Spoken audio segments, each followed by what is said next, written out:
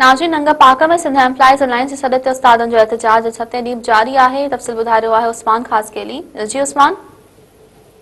हाँ जी बिल्कुल, नंगर पाकर में सिंध एम्प्लॉइज़ अलायंस जे सॾ ते उस्तादनि जो मुताहिदनि जी मंशा लाइ 7 ॾींहं ते एहतजाजी रैली करे मुज़ाहिरो करे सख़्त नारेबाज़ी कई वई आहे।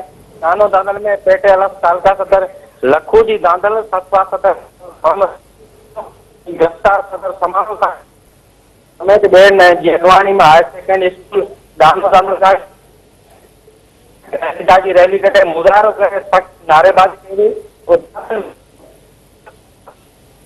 सरापा एहतजाज पर हुकूमत रद्द करण बजाय